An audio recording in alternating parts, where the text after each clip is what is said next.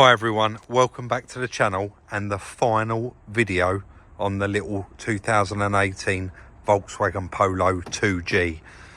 I do stress that 2G bit there because it has been such a pain to get the bits for this car. It really has been a pain. It's like a one-off version, I suppose. I think it was 18 to 20 and that was it. This front fog light has been a nightmare to get. It has just arrived from Germany and it's not even arrived in the post how it should have. I've actually had to drive to Parcel Force where they're on strike 3 times.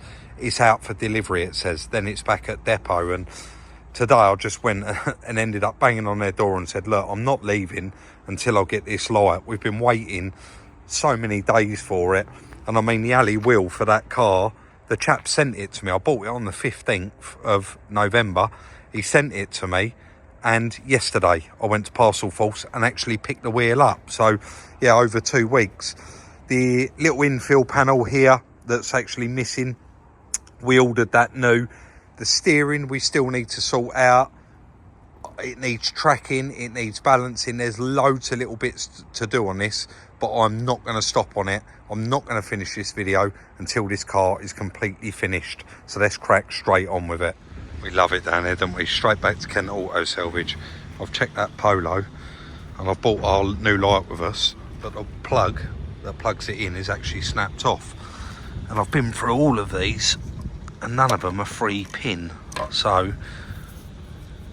yeah, 2-pin, none of them are any good. But the aircon one there, I've just cut off, is, as you can see, 3-pin and fits on there lovely.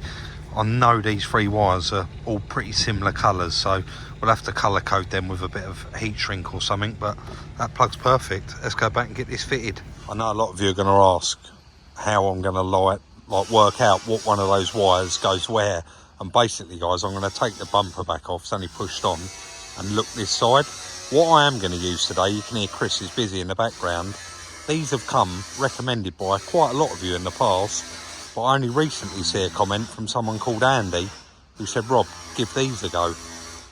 So they're basically a heat shrink with a piece of solder in there, but you've got to get it up to 80 degrees with a heat gun, just moving it backwards and forwards to get that solder to melt. Chris just said, give it a go, Rob, definitely. If they're nice and strong, then they're perfect for the job. If they're not, we can always solder it up. So let's give it a go.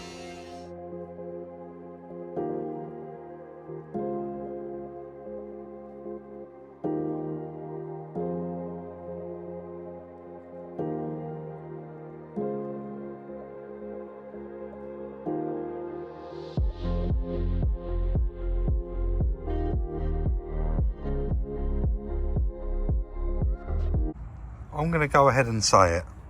Whoever recommended these little things, thank you very much.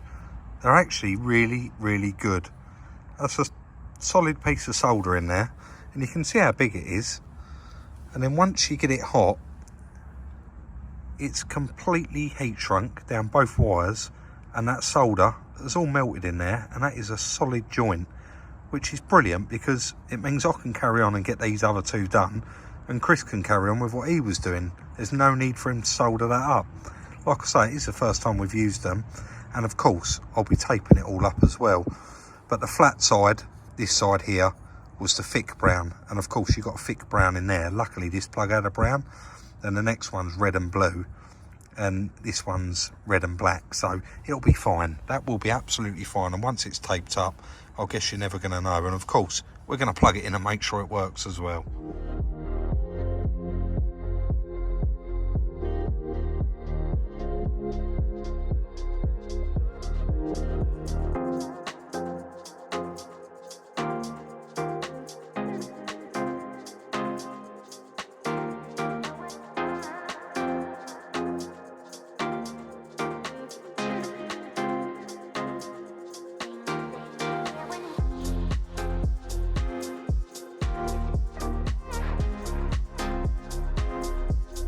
The little things in life, isn't it? I am really, really chuffed with that. They got like a red ring in there as well. As soon as you get them hot, the ring actually squashes as well, and you can see they're all soldered and they're all strong. Giving them a little bend, they're all very, very strong. So let's get that taped up, and I guess plug the light in and make sure it works. Yeah, that'd be a good idea, wouldn't it? Guys, that is all the wiring all sorted out on it. I'm going to take a chance. I'm not going to plug the light in, really, truly, because I already screwed it into the bumper, but I could whip it back out. But it is just 3 wires. I've copied it from the other side, so they can't be in the wrong place. It is now time to fit this.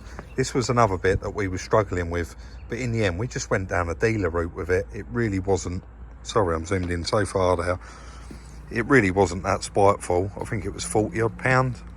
So we'll get that fitted on, and then the bumper actually all clips to this, so let's do it.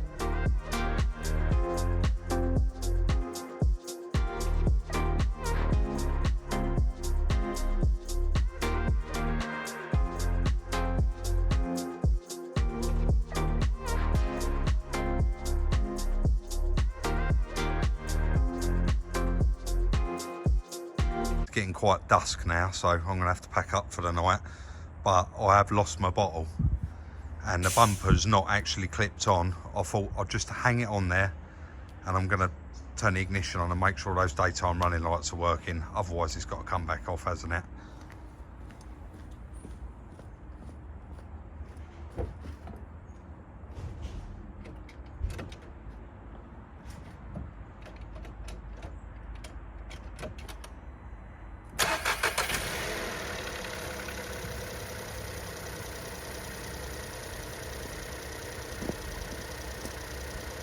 Oh, hallelujah.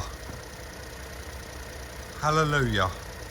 Well, that'll be all right. I'll just come back in the morning and button it up, but honestly, the lights have come on.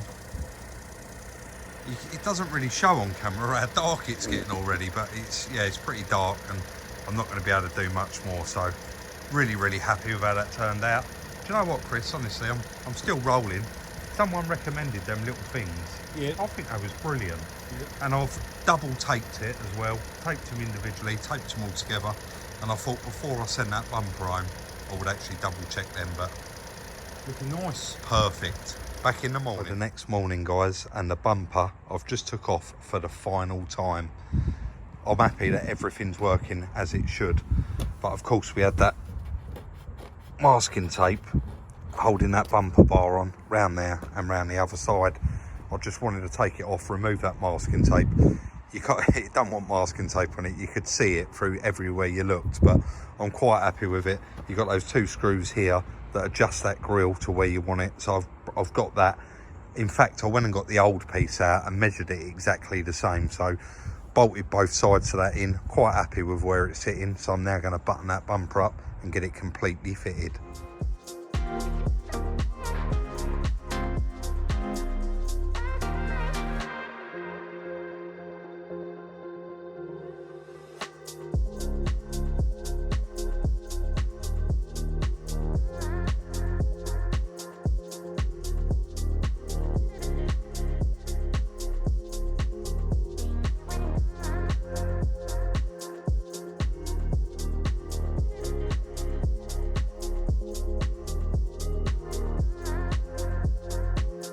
All back on there and together. I'm just waiting for Chris to finish with the jack, and then I can come out, lift it up, put this arch liner back in, and put the arch liner in the other side, and of course the screws inside the edge of the bumper here. But we ordered these off of eBay. They was reasonably cheap, and this car looked awful without the badges, so I'll go around and get all them fitted. They're quite tight actually, probably because they're copies, but I'll get them fitted while Chris is using the jack. Maiden voyage time. First time we've ever driven this car since the day we got it. I am going to take it out for a road test.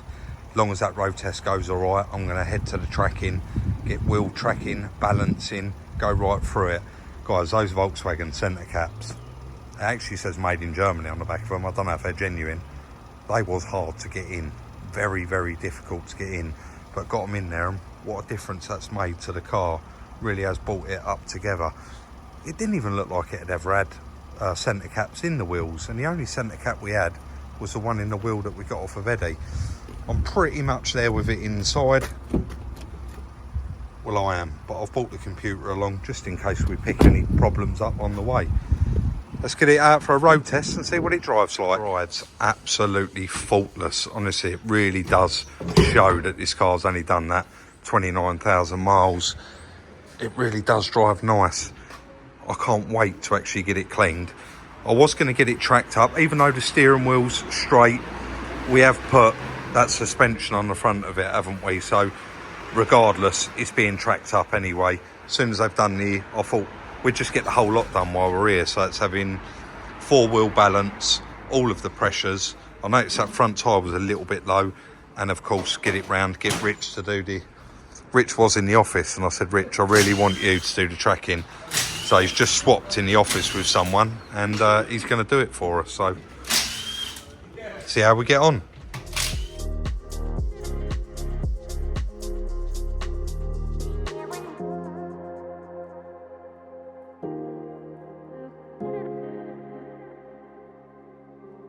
Well, this is good news, because Rich just said for the first time, he can normally tell when a customer brings a car in, it's damaged repaired. Yeah.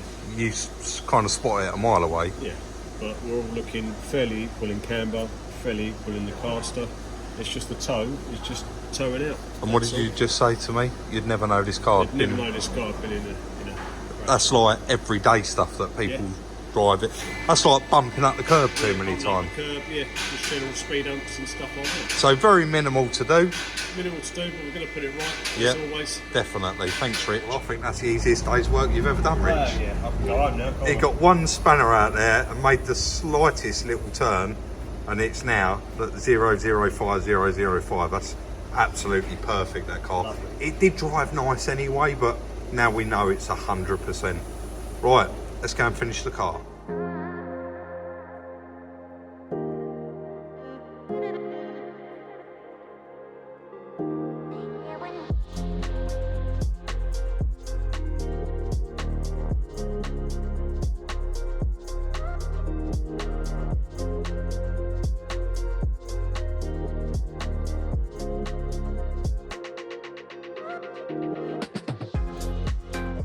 Very quick video, but got so much done in little space of time. I think preparation from the last video actually enabled us to nail it that quickly. Has turned out to be a really nice car. Well, doesn't it? Yeah, the tracking, unbelievable. It's like, yeah, this one hasn't been in an accident.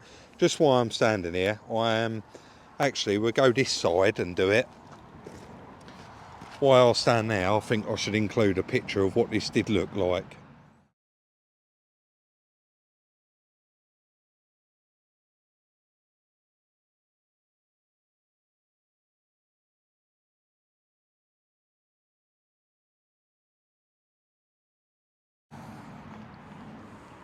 And I think you'd agree, it's certainly come a long way. But we did say the day we got this car, it wasn't hurt, was it? It No, was just, that was the trickiest bit on that.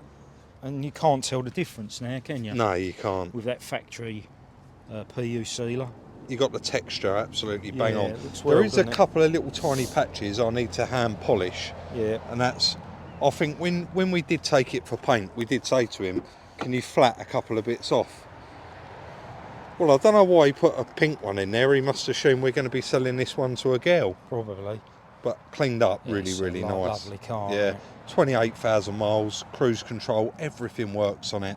And of course this one wasn't recorded, was it? It was, well, we won't get into what happened, but unfortunately, yeah, it is. Hopefully we'll have a few people interested. Yeah, definitely, yeah. I mean, I've only done a few miles in it, Chris, but I'll probably run it for the next 24 hours, and then this one can go straight up for sale. We got the full history for it, we got the logbook for it, we got everything for it. Right. So yeah, should we go in and crunch the numbers? I guess so, mate. Let's do it. Chris is making me laugh again then in the background.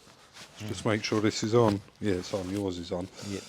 So what did we originally title the first video on that car? It was something, I haven't looked it up, but it was something along the lines of, we take a £2,000 gamble on a Crashed car. Yeah, was it we didn't worth see it, did we? It was sight unseen, but it was unrecorded. Yeah. And we thought, they asked us, the people asked us £2,000 for it, and we thought, let's buy Worth it. the gamble, isn't it? Yeah, definitely. Unrecorded car. 100%. So the question was in that original video, was it worth it? Yeah. And I guess we're about to find out. And let me tell you, it's a big list. It is. It is a big list. And just before we do get started on the numbers, I just want to say, because a lot of people that watch our videos are actually in this game and they're trying to start in this industry. And one thing I will say about that particular Polo, and we both openly admit this, we got caught out there a little bit, because that Polo, not that we didn't get caught out, but it was unexpected. That's a facelift car. It is a 2G, not a 6N or a 6R. So everything on that car was different. And I mean, everything turned out to be different. It's even got a completely different dashboard in it. So the bits was not cheap for that car, and they was a nightmare to get, wasn't they? I mean, look how long ago was that we bought that car? 3 months. September. 3 months, yeah. So purchase price, we just said £2,000. Collection, it was a long, long way away. Yeah. And he had to use one of his wife's baking trays to right. drag it out the back of the truck because the wheel was ripped off. £430 recovery. And I did ring 3 people. That was the cheapest we could find. I think this is pronounced Prasso. Prasco, is it? Prasco. But we got an account with them, and they do pattern parts, and we bought the bonnet from there. Insurance approved. Insurance approved, yeah. They did do cheaper ones, but we went for the insurance approved one. Bonnet, £189.95p, and the crash bar, there was 2 sections to that, There top was, and the yeah. bottom, £134.52. Airbag set we got from Airbag Team, and it was full price. I looked on their website, £800. Drive shaft we bought new for £100 from Cats or GSF. Worth UK, the original PU sealer, it's £32.23. Did I buy 3 tubes while I was there? Yes, I did, and we only used 1, but we've written the price down here for it. Front end parts. Now that was the first one I went to in Essex. That's correct, yeah. And you had Bought to an give engine a bed. £100 deposit. I had to pay £100 deposit and then £500 when I got there. And that was for the engine bed or subframe, as you guys would call it, a wing, an engine mount, just all aircon pipes, all of the little bits that we knew were going to be intricate and hard to get. So I drove them. We paid £600 for all that. Wheel speed sensor. Now, you would have seen that I've had that car plugged in, Chris has had that car plugged in, and we couldn't clear some faults. And the steering one wouldn't clear because of a wheel speed sensor, believe it or not. And that was on the second-hand hub and leg that we put on it. There must have been a slight difference in there, or it was no good. But yeah, £11.68. Weather strip. That's for the headlight. That little tiny piece of rubber, £11.15. Headlight mounts, £62.98. Battery, £98. Front panel and rads, again, really expensive. There was only one available, and it was £550, so we bought it. Seat repair. Sorry guys, one sec. Stopping someone there, giving me a call. Where was we? Seat repair. Yeah, I'm just trying to find where I was on this. Oh, seat repair, £50. Wheel and tyre, £100. Paint and materials, this is just paint materials, £80. And that is just what Chris used for the repairs, like on the seal. And you did a couple of other little repairs on it as well, didn't you? Bit of filler, primer, masking. Windscreen, really expensive on that car. It's not a singing and dancing windscreen, but They're all expensive now, I think, really. Everything's gone up, hasn't it? yeah, £165, and that was with Liam, of course, looking after us. Lower suspension arm, £54. That was from like Cats or GSF. Fog light DRL. My bad here, absolutely. When we did go and get that £600 parcel of parts from Essex, I'd paid a £100 deposit, and I bought a destroyed front bumper, but it had the side of it that we needed with that light. And I just didn't think, so I paid £100 for it, and it actually turned out that Our car don't have fogs. It just has DRLs with that blank in it. So I've had to buy another one off of eBay, and it took, a lot of you would have seen me moaning on Instagram about it actually, because it took nearly 15 days to get here. £61.52. Bumper upper support, that's the bit that just goes behind the grille, £48.99. Wheel centre caps, £9.99. Wheel headlight repair, £14.49. Inlet manifold, £175. Paint shop, £500. Valet, £20. Tracking and balancing, I've just had done, was £40. And Kent Auto Salvage, we borrowed a car off him, bought it round here, and you cut off exactly what you needed, and we give him a £50 drink. I honestly cannot believe the figure we've got written down the bottom here. This has shocked me. I'm never ever shocked when I'll do the numbers, but we said we paid £2,000 for that car, £6,389.50. Did you double check that? Yeah, it's crept up, that one, hasn't it? That is unbelievable, and that is But the rarity of that model, and this, you know, it's made the parts expensive. yeah, isn't it? definitely, mate, 100%. £6,389.50. Who was expecting that? Not me. I've looked on eBay. They're anything from £7 up to 12 grand, and the lady had not long had that car, and she paid a lot of money for it. We're going to ask £9,000 for it, leaving enough in it, of course, for the next man, which is still going to give us a healthy pre-tax profit of £2,610.50. But I really was not expecting it to be that high. It just shows you, because of it being a 2G and the rarity of it, it's just crept up, hasn't it? But it's still a reasonable profit, isn't it? It is a reasonable profit, and it is an absolutely beautiful car. So guys, that is going to be the end of the series on the little Volkswagen Polo, and yeah, no more videos on it whatsoever.